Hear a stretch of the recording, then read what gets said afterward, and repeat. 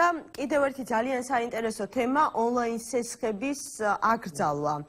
გასაგებია რომ ეს იყო საზოგადოების დაკვეთა, რადგან უკვე გადაიზარდა დიდ სოციალურ პრობლემაში. თუმცა საინტერესოა, რამდენად მტკივნეული იქნება ეს აკრძალვა ბიზნესის იმ ნაწილისთვის, ვინც სწორედ ამ საქმიანობით არის დაკავებული და კომერციულ ბანკებზე როგორ აისახება. და კიდევ ერთი ძალიან მნიშვნელოვანი დეტალი, ძალიან ბევრი მოსაზრება მოვისმინე ამ თემასთან დაკავშირებით.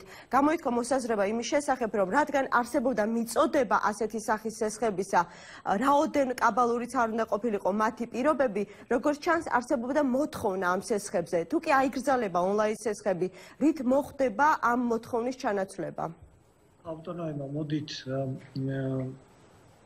თქვენი მაყურებლისთვის და მსმენელისათვის მე განმარტავ, ესე იგი, არავინ არ აპირებს აკრძალოს სესხის შეთავაზება ინტერნეტში.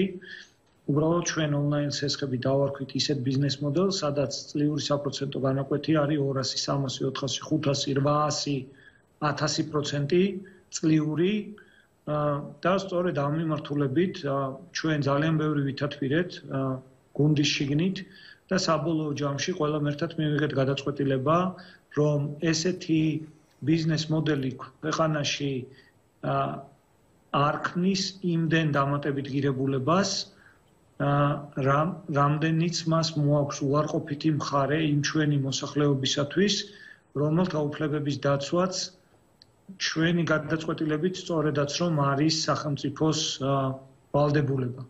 აქედან გამომდინარე, სწორედაც რომ მომხმარებელთა უფლებების დაცვის მიმართულებით წავალ სავარაუდოდ აქ და ძალიან დიდი ალბათობით მოხდება ამ მიმართულებით პაკეტის შეთავაზება. ანუ აქ საუბარი ქალბატონებმა არის იმაზე, რომ ბიზნეს მოდელში უნდა არსებობდეს რაღაც გონივრული ზღვარი და ეს გონივრული ზღვარი